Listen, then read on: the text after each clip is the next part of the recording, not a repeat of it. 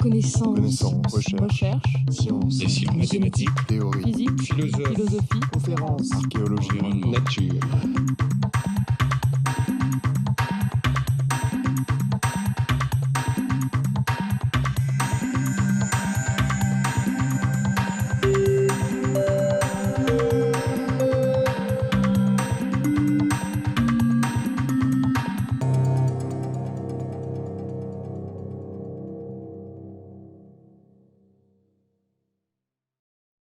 Bien, avec toutes mes excuses pour ce petit problème informatique, nous allons reprendre le cours qui, cette semaine, sera consacré aux signatures de l'accès à la conscience. Et la question que nous allons poser aujourd'hui, c'est essentiellement combien de temps il faut pour qu'une information visuelle simple accède à un contenu conscient, représenté mentalement d'une façon consciente. La semaine dernière, nous avions vu un certain nombre d'expériences qui contrastaient de façon minimale, suivant les préceptes de Bernard Bars, des traitements conscients et des traitements non conscients.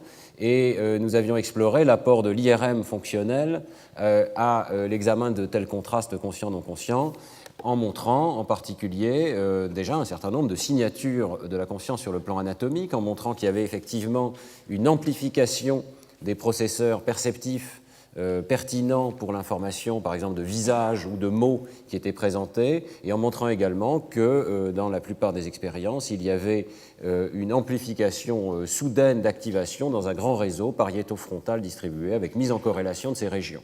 Mais comme vous le savez, l'IRM fonctionnel est une technique très largement statique, elle est en retard sur l'activation neuronale, on mesure plutôt l'oxygénation du sang et le débit sanguin, et donc on se situe avec plusieurs secondes de retard, ce qui ne permet pas, en tout cas pas facilement, de voir la dynamique des réseaux neuronaux sous-jacents. Et aujourd'hui, c'est précisément cette microdynamique qui va nous intéresser. On va donc changer de technique pour regarder des méthodes d'électrophysiologie, de magnétoencéphalographie, d'enregistrement intracrânien qui nous permettent d'avoir la résolution temporelle suffisante pour poser cette question très simple. Quand un stimulus apparaît, combien de temps faut-il au fil du traitement cérébral pour que l'information devienne consciente? Alors, le modèle que je vous avais présenté la semaine dernière, le modèle de l'espace de travail neuronal global et les simulations qui en ont été réalisées font des prédictions assez précises là-dessus. Et j'ai repris sous une forme légèrement différente les simulations que je vous avais montrées la semaine dernière, donc en fonction du temps horizontalement et en fonction d'une hiérarchie de 4 processeurs thalamo-corticaux qui sont simulés dans le modèle. Que se passe-t-il lors d'un accès à une information extérieure qui est donc présentée tout en bas du modèle ici, au niveau du thalamus de l'aire primaire simulé dans ce modèle? Eh bien, vous voyez qu'on avait montré une cascade successive d'activation montante, suivie d'amplification descendante, et j'avais montré différentes conditions dans lesquelles cette ignition, cet allumage global se produit, en gris ici, ou parfois ne se produit pas, c'est la courbe qui est en blanche.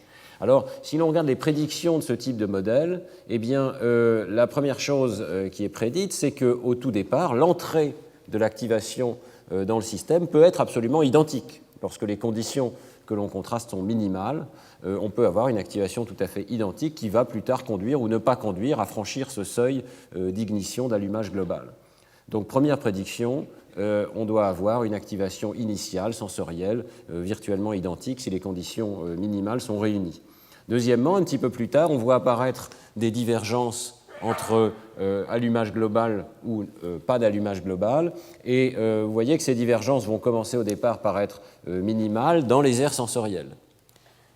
Ce n'est pas parce qu'on voit une différence dans le cerveau que cette différence se corréla, puisqu'il y a une corrélation prédite ici par le modèle avec l'état de conscience. Ce n'est pas parce qu'on voit une corrélation que c'est la base cérébrale, le mécanisme cérébral de l'état de conscience. C'est un précurseur, ici, dans le modèle de l'état de conscience. C'est seulement plus tard qu'on va voir des événements de type global, on va voir une progression de l'activation largement tout ou rien dans les aires supérieures du modèle, on va voir l'amplification de cette activation, et finalement, on va voir en retour cette amplification redescendre dans les aires sensorielles mêmes qui ont causé, au départ, cette activation. Donc la prédiction dans les aires sensorielles est assez caractéristique, puisqu'on doit avoir 2 phases d'activation, une première phase constante et une deuxième phase qui dépend étroitement de la capacité d'avoir un allumage global et, d'après ce modèle, d'avoir un état conscient. Donc, prédiction très simple qu'on va confronter avec la réalité expérimentale. Et beaucoup de gens, lorsqu'ils voient ces courbes, pensent immédiatement au travail de Victor Lameux et de son équipe, j'en parlerai dans un instant. Mais peu de gens savent qu'en fait, ce type de test a été mené très tôt dans les études d'électrophysiologie cognitive. Et je voudrais commencer par citer un travail qui est maintenant moins connu de Schiller et Chorover, qui était paru dans la revue Science en 1966, qui posait déjà cette question: qu'est-ce qui se passe lors du masquage, qu'est-ce qui se passe lorsqu'il y a une perte de visibilité liée au masquage, et qui avait déjà montré que l'activation précoce, les composantes précoces de l'activation étaient parfaitement préservées. Dans ce travail, donc, ils enregistraient les potentiels évoqués chez l'homme en réponse à des stimuli qui étaient typiquement des stimuli de masquage par métacontraste. Il y avait donc un disque qui était présenté, et dans certains essais, ce disque noir était présenté seul. Donc le disque est appelé D ici. Il y avait des essais dans lesquels on présentait simplement un anneau noir qui entourait l'endroit où se trouve ce disque, mais l'anneau pouvait être présenté seul. Et il y avait des essais dans lesquels on présentait le disque suivi à un intervalle de temps variable par l'anneau qui est autour. Et vous savez que dans ces conditions, on observe un masquage par métacontraste. Si les conditions sont vraiment parfaites, on ne voit plus du tout le disque initial, on ne voit qu'un anneau noir entourant un disque blanc. Mais dans les conditions plus générales, il y a simplement une diminution de la visibilité du disque initial qui devient, au lieu d'être noir, qui devient gris, dont la luminance change. Alors, les potentiels évoqués enregistrés à l'époque par Schiller et Chorover montraient tout à fait clairement déjà que les composantes initiales de l'activation, donc ici vous avez la condition disque seul, ici la condition anneau seul, et ici la condition disque plus anneau, avec différents intervalles de temps entre le disque et l'anneau. Et la petite flèche indique le moment où est présenté l'anneau. Et on voit très clairement que les potentiels initiaux, ici, ne sont absolument pas changés, alors que le moment de présentation du masque change, et que, du coup, la courbe de masquage perçue par le sujet est tout à fait différente. Ici, c'est un premier observateur, ici, un deuxième observateur. Et la conclusion de Schiller et Chorover, c'est que les potentiels précoces ne reflétaient pas le changement de luminance perçu par le sujet. Et en particulier, pour le prouver, il simulait de façon physique un changement de luminance donc du niveau de noir ou du niveau de gris dans l'image. Et il montrait que si on manipule physiquement la luminance, alors effectivement les potentiels évoqués diminuent considérablement. Et ce qui était perçu par le sujet durant la condition de masquage aurait correspondu à cette condition ici, 1,3. Et vous voyez très bien que le potentiel évoqué réel, observé durant le masquage, était beaucoup plus ample. Donc la conclusion était que ces étapes précoces, finalement, n'ont pas de rapport direct dans leur amplitude avec ce qui est perçu par le sujet. Et en particulier, il montrait déjà qu'il est possible de reconstruire le stimulus, ou plutôt l'onde évoquée par le stimulus masqué, donc disque plus anneau, sur la base d'une addition des potentiels évoqués enregistrés au disque seul et enregistrés à l'anneau seul. Autrement dit, dans les étapes précoces de l'activation cérébrale, il y a une forme d'additivité, de simple juxtaposition, si vous voulez, des activations. Ce n'est pas tellement étonnant, finalement, puisque d'une part, ces éléments sont présentés à des temps différents, qui, vus du point de vue d'un neurone du système visuel, sont des temps très différents, et d'autre part, ils sont présentés à des positions différentes sur la rétine. Et donc, bien entendu, au niveau d'un champ récepteur de neurones pertinents, eh bien, les informations sont dispersées dans le temps et dans l'espace. Donc, il n'est pas tellement étonnant qu'il y ait une additivité des activations, mais ça souligne que le phénomène de masquage doit être expliqué par des phénomènes ultérieurs, et non pas au tout départ du traitement visuel. Ce n'est pas parce que c'est un phénomène visuel extrêmement simple et facile à reproduire qu'il est nécessairement attribué à un mécanisme visuel de bas niveau. Alors, si on continue ensuite l'historique de ces recherches sur le masquage et l'électrophysiologie, le travail de Bridgman est absolument inévitable. Dans les années 70-80, Bridgman effectue plusieurs expériences très intéressantes sur le masquage, et déjà à l'époque, il souligne que c'est l'activité visuelle tardive qui va avoir un lien beaucoup plus étroit avec ce qui est perçu par le sujet. Et il montre en particulier à la fois dans le corps genouillé latéral et dans le cortex visuel primaire, en enregistrant cette fois chez l'animal, qu'on trouve deux pics de réponse et que c'est le pic tardif qui montre un effet de masquage. Donc je vous montre ces courbes qu'il obtient ici, où on a l'amplitude de la réponse précoce en blanc dans le corps genouillé latéral et dans le cortex strié, donc l'aire visuelle primaire. Vous voyez que la réponse précoce est pratiquement constante en fonction du SOA, donc le décalage entre la cible et le masque, alors que la réponse tardive, vers 200 millisecondes, est très nettement affectée, très nettement réduite dans la période où il y a une collision temporelle entre la cible et le masque. Donc déjà cette idée que les réponses tardives vont être mieux corrélées avec le phénomène de masquage que les réponses précoces. Continuons à l'historique, on tombe sur des travaux de Kovacs, Vogel, avec Guy Orban en Belgique, qui enregistrent de façon très systématique un petit peu plus en avant dans le cortex visuel. Ils sont dans le cortex inférotemporal du singe macaque et ils enregistrent des neurones qui ont des préférences pour certaines images visuelles. Vous savez que dans ce cortex inférotemporal, on va trouver des neurones qui répondent par exemple à des visages plutôt qu'à d'autres types d'objets, voire même à un certain visage particulier, ou bien à la forme d'une main, à différentes formes visuelles. Alors, ils ont un catalogue de formes et lorsqu'ils trouvent un neurone, ils commencent par enregistrer les réponses à des images préférées, c'est ici B pour best, et à des images non préférées par le neurone, c'est W pour worse. Et ils font ces enregistrements très systématiquement sur le même neurone avec des images qui sont de durée variable et qui sont masquées ou pas masquées par un pattern visuel. Donc vous voyez que ces différentes courbes ici représentent les délais entre l'image et le masque. La petite barre noire représente la durée de présentation de l'image. Et ici en bas, on a les images démasquées, donc il n'y a que l'image, il n'y a pas de masque. Et ici, vous avez l'image suivie du masque pour faire un total. Je crois que le total était de, je ne sais plus, quelques centaines de millisecondes. Voilà, vous avez toujours image plus masque. Alors, que voit-on dans ces enregistrements ?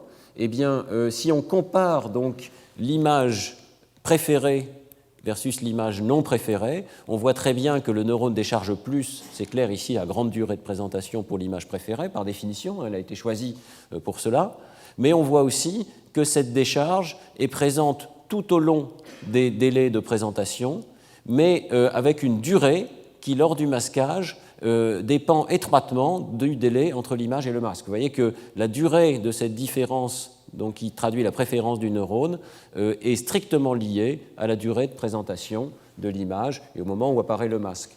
Si l'image est présentée à une durée brève mais qu'il n'y a pas de masque, vous voyez qu'on observe une décharge initiale et qui se prolonge. Donc c'est vraiment la présence du masque qui interrompt ici le traitement de l'information dans cette aire visuelle de haut niveau. Donc, ces activations ici, ces enregistrements électrophysiologiques sont compatibles avec l'idée d'un masquage par interruption, c'est-à-dire que l'arrivée du masque vient interrompre un code neural qui, sinon, continuerait au fil du temps de représenter l'image, même si l'image elle-même a été présentée de façon très brève. Donc on voit ici plusieurs propriétés intéressantes de système. Il intègre dans le temps, une image peut être extrêmement brève, mais le système nerveux va en conserver une trace longtemps dans le temps, et essentiellement, quelle que soit la durée initiale, et on observe des durées essentiellement identiques ici, sauf si un masque apparaît, auquel cas, dans ces aires-là, il va y avoir interruption nette de l'activation. Donc on retrouve évidemment l'idée que la période initiale de décharge traduit un phénomène essentiellement subliminal puisqu'elle continue d'être préservée à des délais pour lesquels, chez l'homme en tout cas, l'image ne serait pas visible. Bon, le problème de cette expérience, c'est qu'ici, le singe ne fait rien de particulier et on ne sait pas donc lesquelles de ces images seraient visibles ou ne seraient pas visibles. Mais si on fait l'analogie avec l'homme, ces délais-là, et même peut-être ce délai de 40 millisecondes, sont des délais typiquement auxquels l'image n'est pratiquement pas visible et néanmoins, il y a encore beaucoup d'activation, mais elle est confinée à un pic initial. Alors, on arrive ensuite à des expériences beaucoup plus récentes, donc de l'équipe de Victor Lameux, dans les années 1990-2000. Ils ont réalisé toute une série d'expériences qui, cette fois-ci, mettent le singe en comportement et nous permettent d'avoir non seulement donc, les enregistrements neuronaux, mais également le comportement de l'animal qui rapporte ou qui ne rapporte pas avoir vu une image. J'ai choisi une expérience particulière qui est extrêmement intéressante, qui est parue dans Nature Neuroscience en 2001, dans lequel le stimulus est le suivant. Et c'est pratiquement le même stimulus qui est utilisé dans beaucoup des expériences de Victor Lameux avec Peter Hoefsema. Vous voyez qu'il y a un champ entier de petites barres orientées en diagonale et une figure est définie sur ce fond par la présence de barres orientées dans l'autre sens. Évidemment, si vous vous mettez du point de vue d'un neurone de l'aire visuelle primaire, tout ce qu'il voit, c'est un petit champ récepteur sur cette image et donc des barres orientées dans tous les cas. Donc la vision, si vous voulez, de la figure ou du fond n'est pas évidente du point de vue d'un neurone précoce. C'est l'intégration des informations qui va permettre de délimiter où se trouve la figure, où se trouve le fond. Alors la tâche de l'animal, ça consiste à faire une saccade vers la figure lorsqu'elle est présente, 80% des essais, ou maintenir la fixation sur le point central lorsque la figure n'est pas présente. Donc ça permet d'avoir une sorte de rapport de l'animal, la saccade constitue un rapport de l'animal, et on va se placer dans des conditions de visibilité telles que même dans les essais où la figure est présente, l'animal manque parfois la cible et ne bouge pas les yeux, ce qui suggère qu'il n'a pas vu la forme qui était présentée. Alors, les enregistrements ensuite sont pratiqués dans l'aire visuelle primaire. On remonte dans le système par rapport aux enregistrements de Guy Orban et ses collaborateurs. Et ce sont des enregistrements multi-unitaires, c'est-à-dire qu'on enregistre en fait l'activité de plusieurs neurones en même temps, mais au niveau de leur décharge individuelle, qui sont donc agglomérés ensemble pour former ces courbes en fonction du temps, dans lequel vous avez ici donc tous les essais vus seulement et les essais pas vus, si l'on suppose que pas de saccade veut dire pas vu. Alors, la découverte de Peter Rolsema et ses collègues, avec ici Victor Lameux, c'est que dans V1, on voit une trace de la perception de la figure. La figure augmente l'activité tardive des neurones. Donc, si un neurone a un champ récepteur qui tombe sur l'endroit où se trouve la figure, ici le carré, eh bien, l'activité tardive va être amplifiée. Vous voyez que le taux de décharge des neurones remonte une deuxième fois, tardivement, à partir de 100, 120 millisecondes, ici, parfois 80 millisecondes. Et cette amplification n'est pas vue si le neurone tombe, bien qu'il ait un champ récepteur à un endroit fixe, si on fait tomber plutôt la figure à un endroit qui n'est pas dans le champ récepteur du neurone. Donc, la décharge initiale est la même, mais la décharge tardive reflète la présence ou non de la figure. Et les expériences ici vont plus loin. La décharge tardive ne reflète la présence de la figure que si cette figure est détectée par l'animal. Donc, même lors des essais où la figure est effectivement présente sur l'écran, mais l'animal ne la voit pas et ne fait pas de saccade en direction de la cible, eh bien à ce moment-là, vous voyez que les courbes sont absolument indistinguables ici, et cette amplification tardive n'existe pas. Autrement dit, il y a plusieurs choses dans cette expérience. Un pic initial qui est absolument objectif et en quelque sorte local, qui ne traduit pas les propriétés d'intégration de l'ensemble de l'image, un pic tardif qui reflète les capacités d'intégration à travers l'ensemble de l'image, mais qui n'existe qu'en cas de visibilité effective et de rapportabilité de l'image détectée. Alors cette amplification, très vraisemblablement, vient d'autres aires cérébrales, en amont, en aval plutôt, qui renvoient des signaux donc réentrants, vous vous souvenez de ce concept de réentrée de Jerry Edelman, qui vont créer cette amplification tardive. On n'est pas certain des régions d'où viennent ces signaux, puisque cette expérience n'enregistre ici que dans l'aire visuelle primaire, ce qui je pense est une limite de ce travail. Alors néanmoins, Victor Lameux et ses collègues font toute une série d'expériences pour valider ce concept donc, que l'amplification tardive reflète l'accès à la conscience, et l'une d'entre elles porte directement sur le masquage.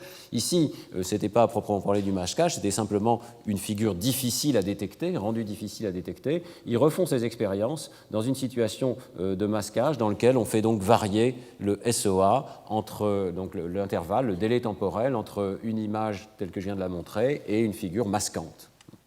Et ici, ce sont des multiples de la fréquence de rafraîchissement de l'écran qui devait être, je crois, donc ça, il faut multiplier ceci par 16 millisecondes, si je me souviens bien. Alors, vous voyez qu'on observe donc des enregistrements évoqués par la présentation de la figure, et on voit très très bien ici qu'à mesure que le masque se décale vers la droite, eh bien, vous avez un deuxième pic qui apparaît dans les réponses neuronales, qui est évoqué par le masque, et qui se décale vers la droite. Mais on voit très bien aussi qu'il y a un premier pic, qui est tout à fait associé à la présentation de la cible, qui est toujours à 0 ici. Et donc on voit très bien qu'on peut séparer, comme dans l'expérience de Schiller au départ, deux composantes, l'une évoquée par la cible, l'autre évoquée par le masque. Bien.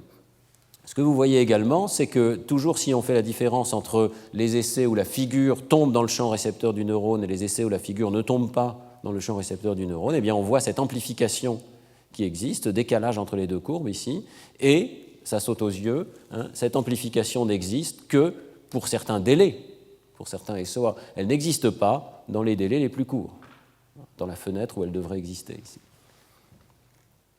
Alors, si on rapporte ça sur un graphe, vous avez ici sur ce graphe donc le délai qui crée le phénomène de masquage, le délai entre la cible et le masque. La courbe représente, si je ne me trompe pas, le comportement de l'animal, donc la détection ou non de la figure, et qu'elle monte exactement comme chez l'homme, hein, avec un délai suffisant, on perçoit la présence de la figure. Et vous voyez que les barres représentent ce phénomène d'amplification tardive. Le phénomène d'amplification tardive suit très étroitement les performances de l'animal.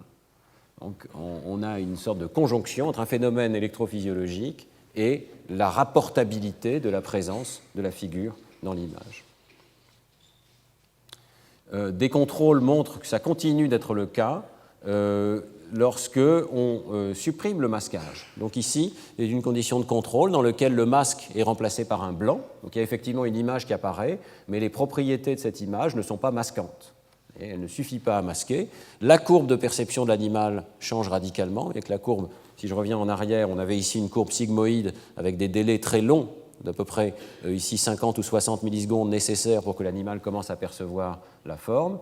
Eh bien ici, un délai beaucoup plus court suffit, donc la forme n'est plus masquante, hein, le masque n'est plus un masque, et vous voyez que de la même manière, eh bien, l'amplification tardive dans la décharge donc, des neurones de l'aire visuelle primaire, on voit très bien ici, réapparaît à des délais beaucoup plus courts, et la forme de cette courbe suit la forme du rapport de l'animal.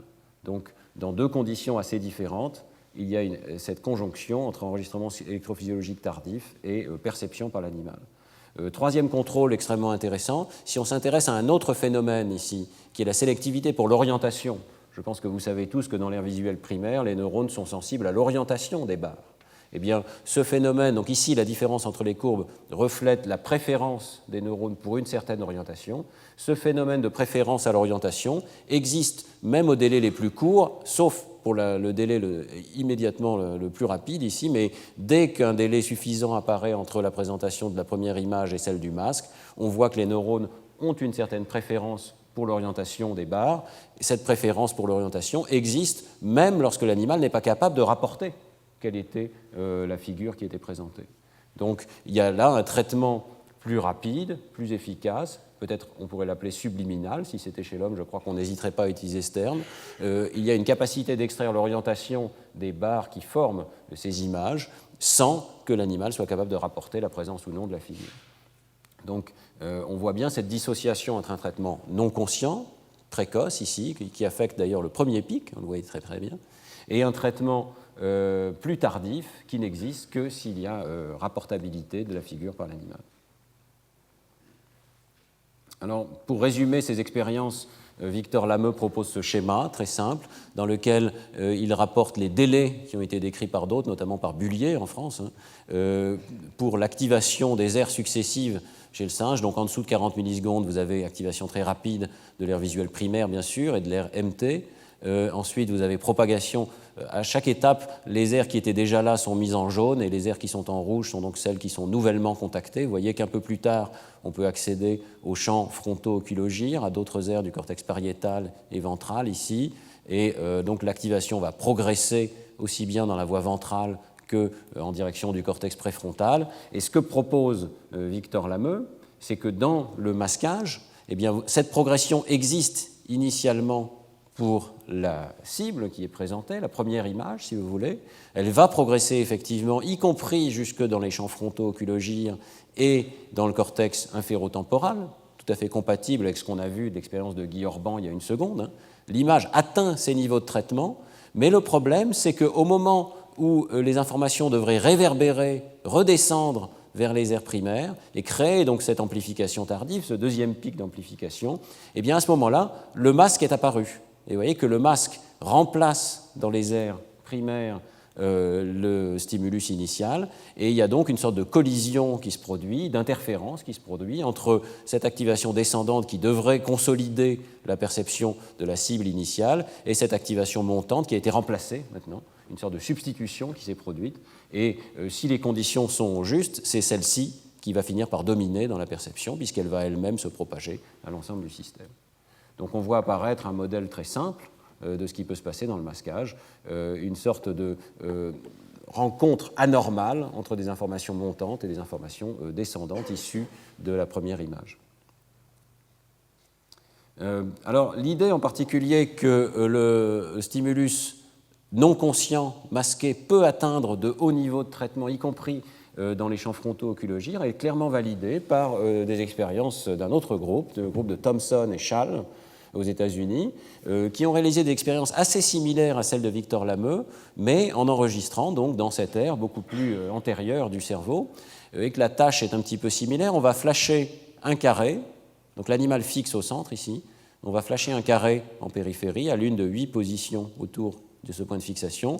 Immédiatement, il y a un masque qui apparaît, qui comprend toutes les positions, et l'animal va devoir faire une saccade en direction de l'endroit où était apparu le carré initial. Il y a évidemment des essais absents dans lesquels il n'y a pas de cible, et là, l'animal doit maintenir la fixation au centre. Donc, le fait qu'il tente de faire une saccade suggère qu'il a détecté la présence de cette cible. Alors, si on enregistre des neurones, ça c'est l'exemple d'un neurone dans le cortex donc frontal eye field, c'est ça le terme anglais, frontal eye field, champ frontaux oculogyre. Vous voyez qu'ici, on a donc chaque trace représente la décharge du même neurone dans différents essais, et on a distingué les essais où l'animal a réussi la tâche, il a correctement fait la saccade vers une cible qui était présente. Les misses, ce sont les essais où il y avait une cible, mais il n'a pas fait de saccade. Les fausses alarmes, c'est le contraire, il n'y avait pas de cible, mais il a fait une saccade, vous voyez qu'il n'y en a pas beaucoup. Et puis les rejets corrects, où il n'y avait pas de cible et l'animal n'a pas fait de saccade. Alors, si vous regardez attentivement ces décharges, vous voyez que c'est extrêmement reproductible pour ce neurone-là, et on peut moyenner les courbes ici. Et si on regarde ensemble cette moyenne, vous voyez qu'il existe effectivement un premier pic de décharge qui reflète pratiquement ce qui s'est passé de façon objective. C'est-à-dire que les courbes montent soit lorsqu'il y avait une cible et que l'animal l'a détectée, mais également en pointillé lorsqu'il y avait une cible et que l'animal ne l'a pas détectée. Il y a juste une petite différence d'amplitude de ces activations, un petit peu comme dans le modèle que je vous présentais au départ, mais généralement parlant, il y a énormément d'activation dans ces neurones des frontal eye fields, alors que l'animal ne détecte pas et ne va pas faire de saccade vers cette cible. Donc toujours cette idée que le pic initial reflète très largement l'information objective qui est présentée au système et ne reflète pas ce que l'animal va rapporter quelques centaines de millisecondes plus tard. Mais alors regardez la suite, c'est intéressant. Plus tard, les courbes se croisent, et la manière dont les courbes s'organisent ici vers 100 millisecondes ou un petit peu plus tard, eh bien, c'est qu'on voit vers le haut les deux courbes où l'animal rapporte et fait effectivement une saccade, donc les hits qui sont les moments où il a effectivement détecté une cible réelle, mais aussi les fausses alarmes, c'est-à-dire les moments où l'animal va faire une saccade alors qu'il n'y avait pas de cible. Donc il a cru voir, peut-être, si on a une interprétation très mentaliste, on peut dire qu'il a cru voir une cible et il va faire une saccade. Et vous voyez que les essais ratés, cette fois-ci, s'écroulent totalement en pointillé. Il y a très peu d'activation, beaucoup moins d'activation. Donc les essais ratés correspondent à une activation initiale qui n'a pas conduit, ou pas autant, à ce deuxième pic d'activation amplifiée. On n'a pas réussi à franchir le seuil, probablement, pour une activité suffisante dans cette deuxième étape. On revoit exactement la même chose si l'on moyenne à travers différents types de neurones dans ces frontal eye fields. Vous avez des neurones qui sont strictement visuels et qui vraiment ne reflètent que la présence de la cible authentique, et ils n'ont pas cette partie tardive. Vous avez des neurones qui ont ces deux effets, comme celui que je viens de vous montrer, qui montent de façon objective, qui ne montent pas tout à fait aussi haut lorsqu'on va rater la cible que lorsqu'on va la voir, et qui s'amplifient et deviennent pratiquement très sélectifs des essais où l'animal va effectivement faire une saccade par rapport aux essais où il ne va pas en faire. Et donc on passe de l'objectif à ce qu'on pourrait appeler du subjectif, ici en tout cas le comportement de l'animal. Et vous avez des neurones qui reflètent très nettement le mouvement de l'animal, et ici c'est l'enregistrement du mouvement qui a été réalisé. Vous voyez que les saccades sont un petit peu retardées lors des fausses alarmes, et ce qui est directement visible dans le taux de décharge moins fort de ces neurones de sélection et de mouvement ici.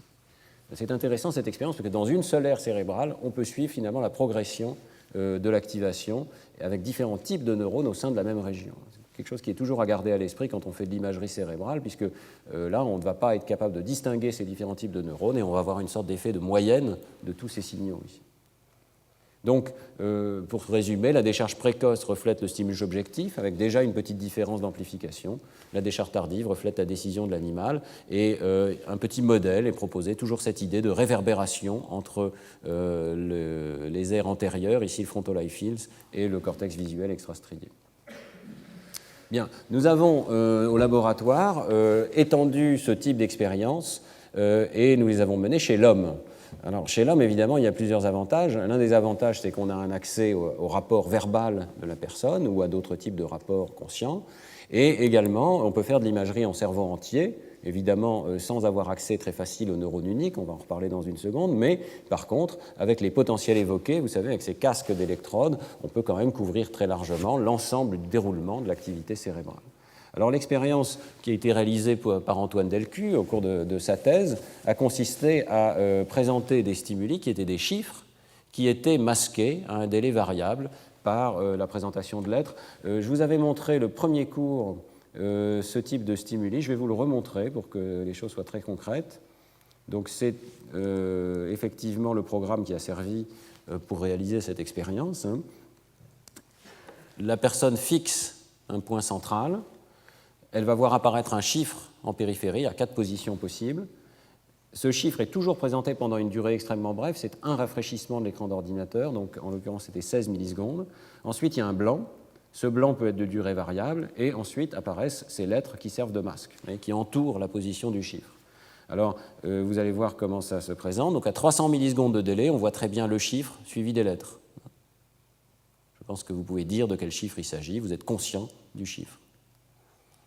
Voilà. Je raccourcis le délai progressivement et vous voyez qu'à 66 millisecondes, on continue de voir le chiffre, mais c'est un peu la limite et peut-être à certains essais où certains d'entre vous ne verront pas le chiffre.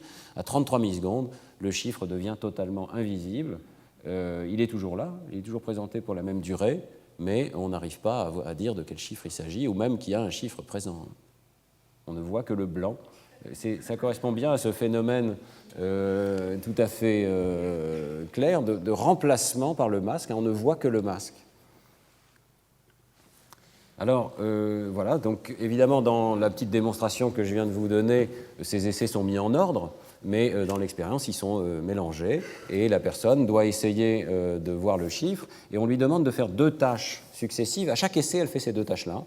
Une tâche qu'on appelle objective, essayer de décider si le chiffre est plus grand ou plus petit que 5, et une tâche subjective qui est de décider à quel point le chiffre était visible ou pas. Vous voyez qu'on donne au sujet une échelle continue, et un coin de l'échelle consiste à dire pas vu, et l'autre extrémité de l'échelle consiste à rapporter une visibilité maximale de ce chiffre, mais la personne peut utiliser des positions intermédiaires. Bon.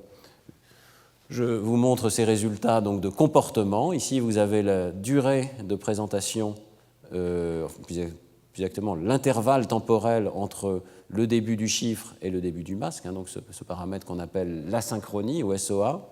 Et vous voyez qu'à la fois les performances objectives et la visibilité subjective augmentent de façon radicale et non linéaire, à peu près vers 50 millisecondes, avec une sorte de fonction de seuil approximatif ici.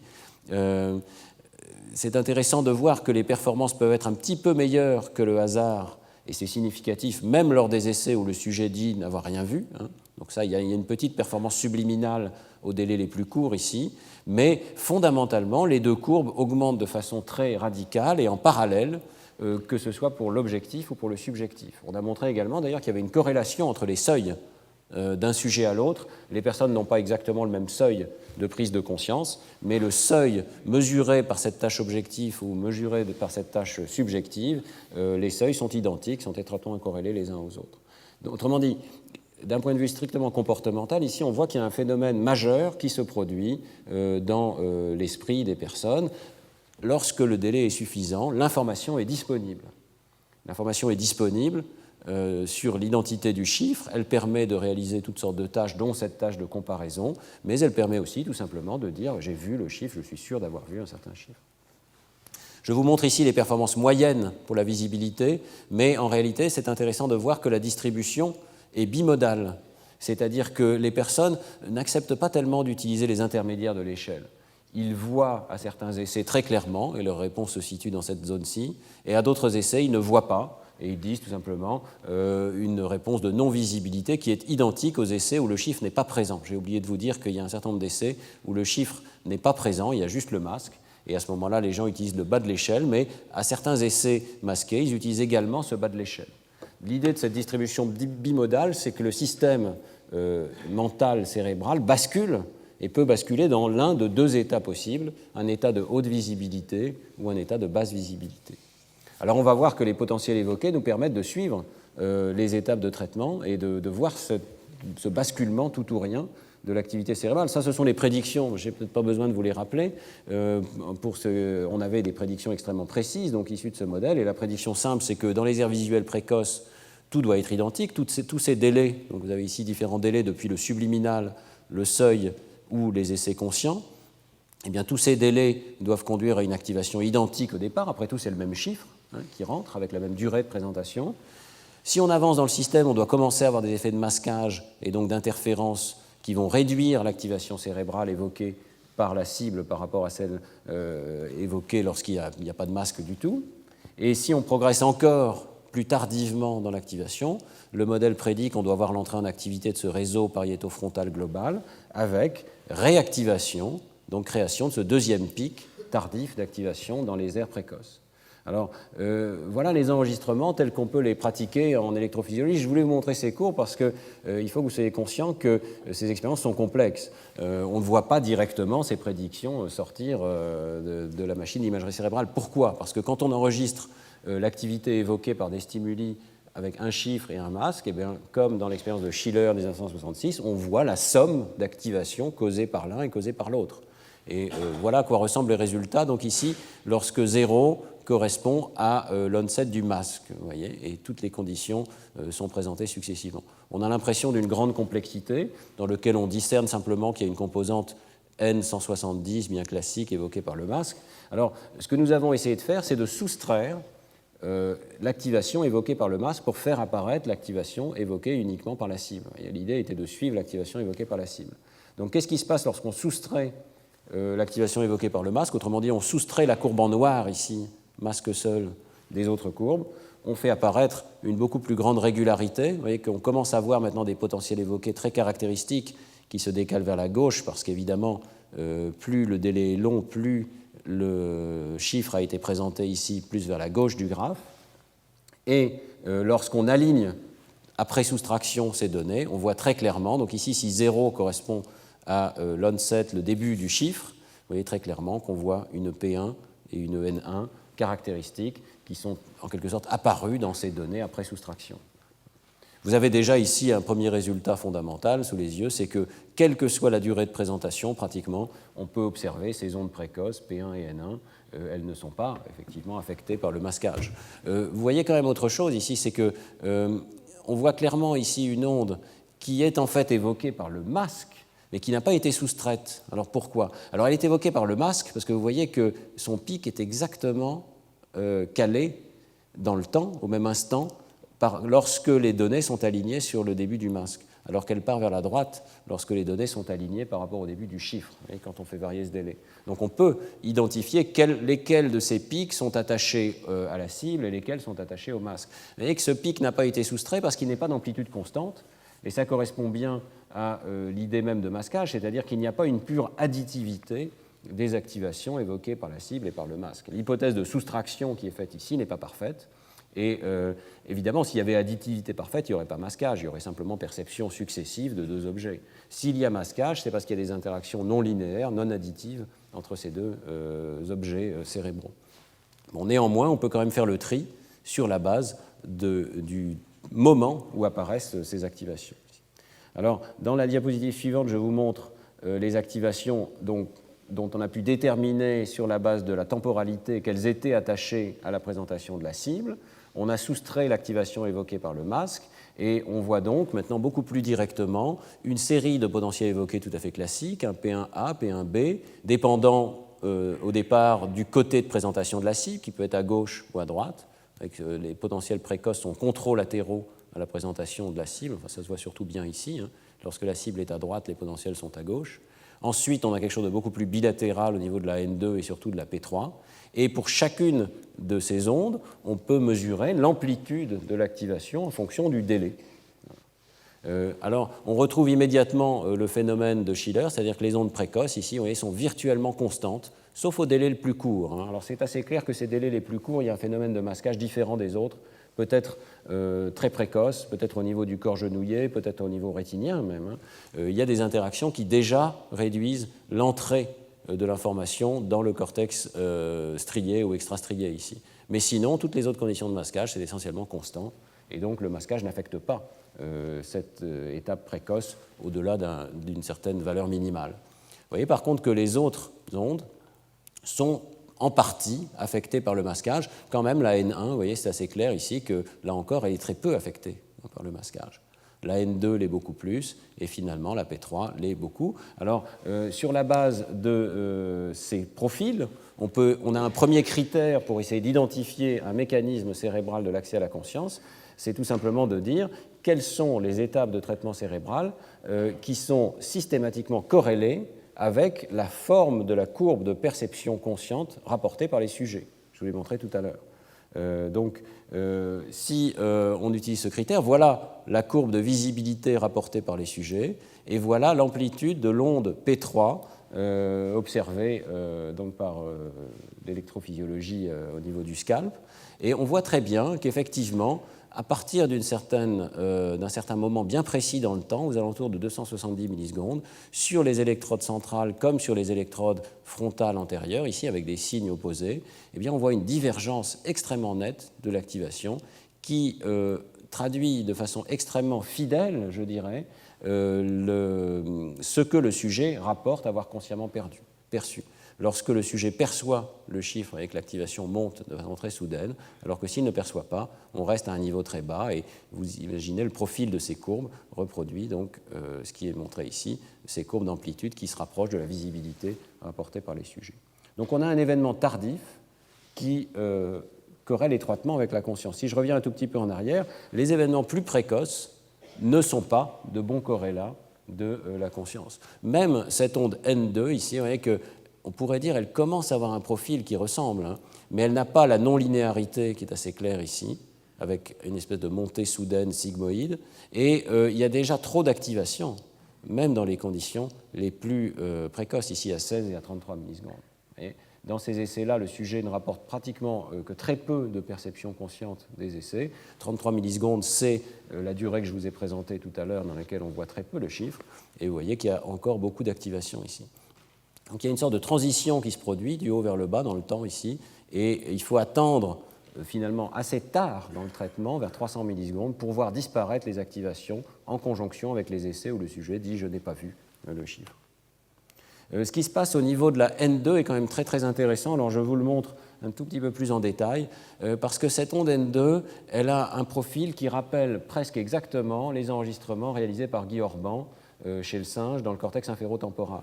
Et si on regarde attentivement ce qui se passe ici, lorsque les données sont alignées avec l'onset du chiffre, on voit que vers 170 millisecondes, 150, 170 millisecondes, démarre cette onde, très claire ici, et elle démarre toujours au même moment, mais elle s'interrompt plus ou moins tôt, suivant le délai de présentation du masque. Et si on aligne les données sur le masque, vous voyez que toutes ces ondes semblent présenter un offset, un arrêt soudain, vers 170 millisecondes à nouveau.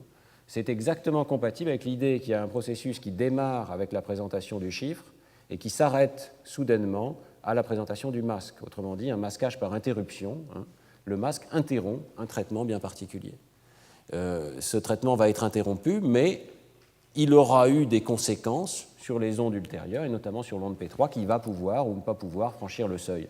On peut imaginer que l'onde P3 intègre les informations qui sont présentées durant ce délai ici, et que si cette intégration dépasse un certain seuil, eh bien, il va y avoir capacité de détection, allumage de l'ensemble du système. De fait, si l'on reprend ces données et qu'on essaye de modéliser leur source corticale, eh bien, on observe effectivement que l'onde P3 correspondrait à l'activation d'un réseau distribué impliquant le cortex frontal et le cortex pariétal, ainsi qu'une réamplification précoce. Alors, je tiens à souligner qu'il ne s'agit ici que d'un modèle. Vous savez que lorsqu'on enregistre les potentiels évoqués au niveau du scalp, c'est un problème difficile et essentiellement toujours ambigu de déterminer où sont les sources corticales correspondantes. Néanmoins, ici, ce problème est aidé par le fait qu'on commence à avoir des modèles très précis du plissement cortical et qu'on dispose maintenant d'algorithmes de reconstruction qui prennent en compte ces contraintes corticales en supposant qu'il y a un grand nombre de dipôles qui sont distribués sur cette surface corticale et qu'ils doivent être perpendiculaires à la surface. Alors, avec cette contrainte supplémentaire, on arrive à reconstruire des sources supposées de l'activation mesurée au niveau du scalp qui sont assez réalistes. Et vous voyez qu'ensuite, on peut en quelque sorte placer une électrode virtuelle n'importe où dans le cortex et voir quel aurait été le déroulement temporel de l'activation si on avait pu enregistrer directement là. Donc, par exemple, dans le fusiforme, ici, vous voyez très très bien que le modèle reconstruit de l'activité corticale montre ces deux étapes successives de traitement. Et si vous regardez attentivement la couleur des courbes, vous voyez que la première étape est essentiellement linéaire avec le délai entre la cible et le masque, alors que la deuxième étape est étroitement non linéaire, avec exactement ce profil qui ressemble à celui de la visibilité rapportée par les sujets. Donc on voit bien ces deux étapes, ça ressemble très fortement aux courbes rapportées par Victor Lameux et ses collègues, avec simplement un délai temporel plus grand qui est peut-être lié au fait que dans le cortex humain, les distances sont plus grandes, le temps est plus lent. Mais si vous suivez la courbe verte, par exemple, qui est la courbe toujours à 33 millisecondes, donc subliminale la plupart du temps, vous voyez qu'on monte, on a une belle activation, et ensuite elle s'écroule totalement pour la deuxième partie. Alors, simultanément avec ce deuxième pic, entrent en activité des régions frontales inférieures, des régions pariétales postérieures, qui forment un réseau synchrone, et c'est assez élégant de voir ici que le cortex frontal ne s'allume que tardivement, après une période qui a l'air d'être une période d'intégration lente. Soudainement, il y a une montée d'activité qui démarre vers 270-300 millisecondes ici, et qui reflète bien ce processus postulé dans le modèle de l'espace de travail global, d'une ignition du système qui dépasse un certain seuil et qui soudain s'emballe, se met à réverbérer avec lui-même. Alors, dans ces expériences, on dispose d'un deuxième critère pour décider qu'on a un corrélat neuronal de la conscience. Je vous ai montré qu'on pouvait donc faire varier le délai de présentation et trouver des activations tardives qui suivent le profil de visibilité rapporté par les sujets, mais on peut aussi se placer, je vais peut-être revenir en arrière, ou ici, voilà, on peut se placer à durée de présentation constante, 50 millisecondes, et à cette durée qui est au seuil, pratiquement au seuil, on a presque la moitié des essais qui sont vus et l'autre moitié qui n'est pas vue. Alors c'est une situation intéressante parce que le stimulus est le même, mais le rapport subjectif varie. Donc l'objectif est constant, le subjectif varie. Alors qu'est-ce qui varie dans le cerveau ? Eh bien, si on fait cette comparaison, on voit que les courbes démarrent de façon strictement identique pour ces essais vus et ces essais pas vus, et il y a une divergence soudaine qui se produit à nouveau vers 270-300 millisecondes, qui s'amplifie et qui atteint son pic avec une topographie qui est toujours celle d'une positivité centrale de type P300, pas tout à fait identique à celle qu'on voyait auparavant, parce qu'il y a beaucoup de négativité aussi, et dont les sources traduisent à nouveau un réseau fronto-pariétal avec amplification des aires occipitotemporales ventrales ici. Vous voyez que si on suit ces courbes, alors elles ne sont pas tout à fait aussi élégantes que les précédentes, il y a beaucoup moins d'essais, on a été obligé de restreindre cette analyse à un petit nombre de sujets qui avaient suffisamment d'essais vus et d'essais pas vus dans cette même condition constante, mais vous voyez quand même qu'il y a une activation initiale identique suivie d'une divergence tardive avec amplification dans les essais vus. Donc ces deux critères indépendants, orthogonaux les uns aux autres, convergent pour dire que la trace cérébrale correspondant à la subjectivité rapportée par le sujet démarre vers 300 millisecondes et correspond à cette activation globale. Ces activations mesurées au niveau du scalp sont évidemment intéressantes. Il est quand même très précieux de pouvoir les corroborer par le biais d'enregistrements beaucoup plus directs de l'activité cérébrale. Et vous savez que dans de rares cas d'épilepsie, les patients sont explorés avec des électrodes intracrâniennes, soit disposées sur la surface de la dure-mère, voire du cortex, soit des électrodes profondes qui pénètrent dans le cortex, dont le but évidemment est de déterminer l'origine des crises d'épilepsie. Et dans des cas encore plus rares, nos collègues en Californie, notamment Isaac Friet, ont mis au point des méthodes qui permettent d'enregistrer des neurones uniques par le biais de la même électrode qui sert également à enregistrer une sorte d'EEG local, de champ de potentiel local. Donc on commence maintenant à voir apparaître des publications telles que celle-ci dans PNAS en 2008 qui enregistrent des neurones uniques du cortex humain. Et c'est évidemment des données tout à fait extraordinaires.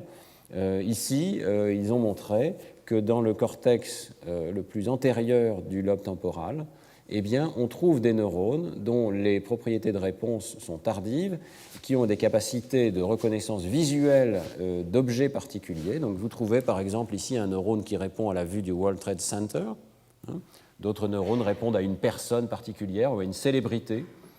Ils ont utilisé ce type d'image, juste pour vous expliquer un petit peu, parce que ces neurones ont des taux de décharge extrêmement bas, ils sont très sélectifs, et c'est assez difficile de trouver des stimuli auxquels le neurone accepte de répondre. Donc les expériences se produisent de la manière suivante, ils vont bombarder le sujet d'images de toutes sortes, et ils ont choisi exprès des images issues de célébrités, en espérant que ça va être codé de façon efficace dans le système nerveux, peut-être ça va évoquer des assemblées de neurones plus denses que des objets qui seraient neutres. Et effectivement, donc, avec cette méthode de bombardement du sujet par des images, ils trouvent des images qui excitent le neurone qu'ils sont en train d'enregistrer. Et ensuite, le lendemain, ils reviennent et ils explorent systématiquement ce qui se produit avec ces images versus des images de contrôle. Donc voilà pourquoi le World Trade Center, ici, a été choisi pour activer ce neurone particulier. Mais alors, dans l'expérience de 2008, ils utilisent le masquage. Et donc, vous voyez que les images peuvent être présentées pendant des temps très courts et variable, suivi ensuite d'un masque qui va, dans certains cas, au moins annuler la perception consciente du sujet. Et à chaque essai, c'est un sujet humain éveillé, il demande au sujet « est-ce que vous avez vu l'image ou pas ?» Est-ce que vous pouvez dire de quelle image il s'agit ou pas? Alors, chaque ligne représente un essai, et j'espère que vous pouvez voir, mais quand c'est en rouge, le sujet n'a pas détecté ce qu'était l'image. Et quand c'est en bleu, le sujet a détecté l'image. Et la cellule unique qui vous est présentée ici présente une propriété tout à fait extraordinaire, c'est qu'elle ne décharge que lorsque le sujet rapporte avoir vu l'image. Que ce soit à 33 millisecondes, le sujet n'a jamais rien vu, il n'y a pas de décharge. À 66 millisecondes, il y a les décharges, la moitié du temps, ce sont uniquement les essais où le sujet a vu l'image. Et ici, à 132 millisecondes, il y a encore quelques essais où le sujet dit « j'ai pas vu », et là, il n'y a pratiquement pas de décharge. Donc c'est tout à fait extraordinaire de voir qu'il y a une corrélation presque parfaite, et tout ou rien, essai par essai, entre ce que le sujet rapporte et cette décharge neuronale unique dans son cortex temporal antérieur. Alors si on moyenne à travers de nombreux neurones, vous voyez qu'il y a 116 essais et plusieurs neurones ici, on voit le taux de décharge monter lors des essais reconnus et rester actif pendant longtemps, c'est une période de 2 secondes ici qui vous est présentée. On voit quand même en moyenne un début de décharge neuronale petit lors des essais non reconnus. Et toujours la même idée, la décharge initiale démarre au même moment, de la même manière. Elle ne monte pas tout à fait aussi haut, et surtout, dans la période tardive de la réponse, ça devient absolument tout ou rien. Vous n'avez de décharge neuronale que lorsque la personne rapporte l'image. Alors, on a un petit débat avec Rafi Malak en particulier, parce que lui insiste sur la période la plus précoce, dans laquelle il voit déjà des différences. Et il dit c'est ça l'ignition. Moi, je voudrais réserver le terme d'ignition pour ce phénomène tout ou rien, réverbérant, tardif. Voilà. Et j'attire son attention sur le fait qu'il y a pas mal d'expériences où ce pic précoce n'est pas différent entre les deux types de présentation. Que si on garde le stimulus vraiment minimalement différent, voire strictement identique entre les conditions conscientes et non conscientes, il existe quand même une série d'expériences dans lesquelles le pic initial est exactement identique et n'est pas modifié, n'a pas le bon profil de réponse. Et je crois qu'on le voit même dans ces expériences-ci, il n'est pas encore en train de refléter exactement ce que le sujet rapporte. Donc la conclusion serait plutôt que c'est la partie tardive de la réponse qui reflète l'état de conscience du sujet.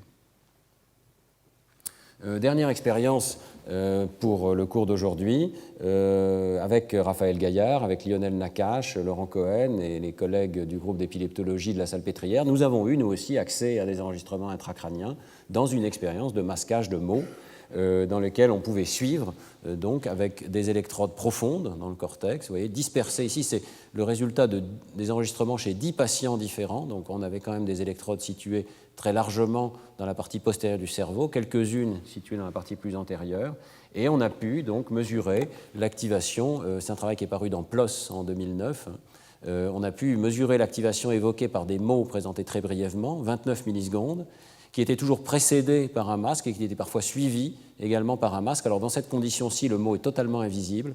Dans cette condition-là, le mot est largement lisible. On enlève le masque qui suit.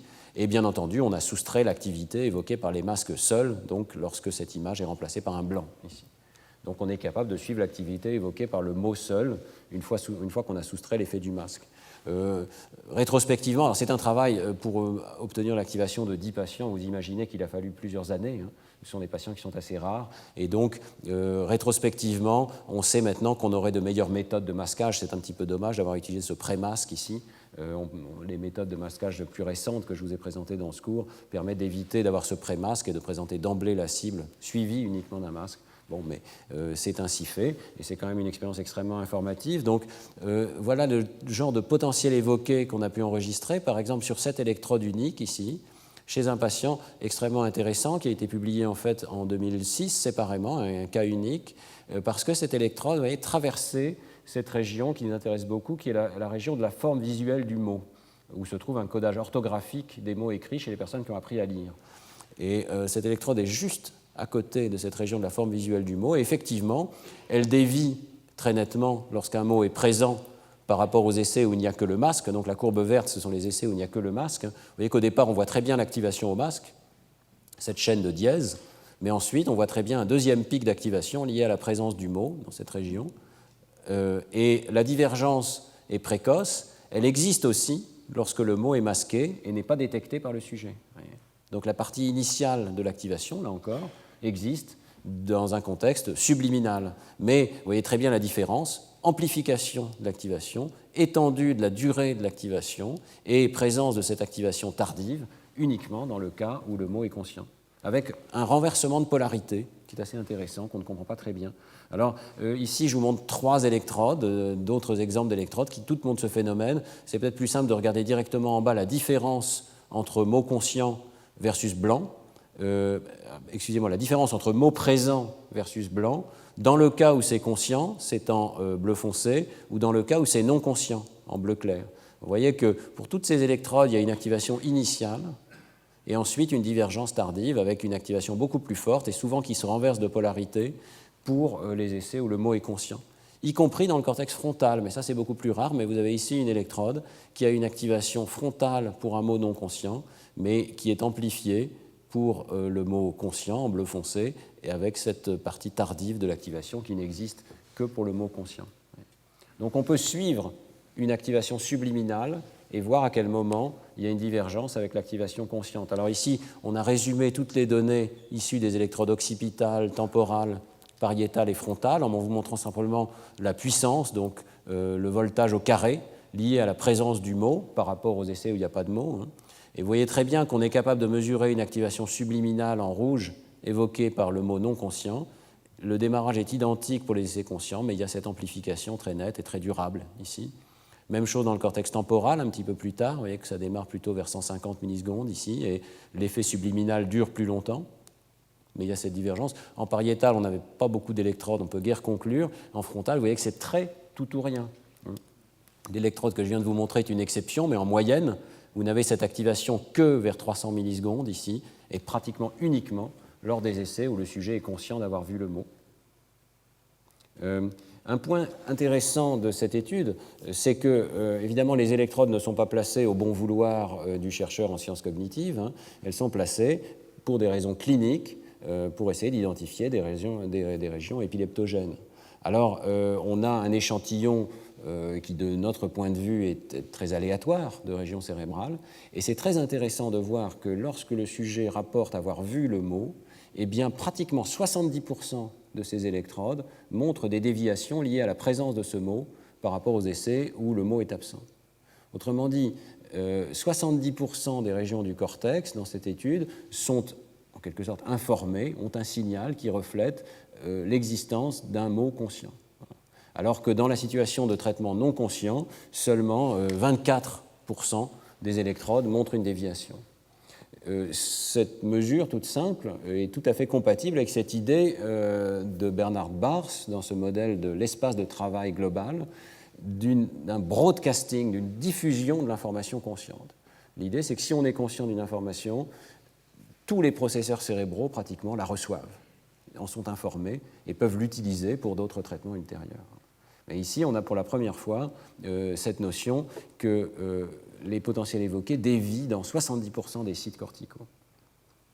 Alors je vous montre pour conclure une sorte de dessin animé de ces résultats. On a porté ici sur un cerveau transparent la position de toutes les électrodes et la couleur et la taille des carrés indiquent la taille de l'effet associé à la présence d'un mot, donc la différence de voltage liée à la présence du mot par rapport à l'absence du mot, une fois qu'on a soustrait donc l'effet du masque, dans le cas du mot masqué et dans le cas du mot conscient, démasqué, visible ici.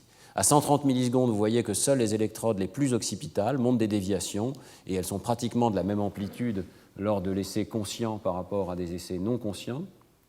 Si on avance un petit peu dans le temps, vers 200 millisecondes, on voit progresser cette activation vers des électrodes plus antérieures, dans la région occipito-temporale ventrale en particulier, et déjà peut-être une légère amplification de l'activation dans les essais conscients, mais toujours beaucoup d'activation dans les essais non conscients, très significatif.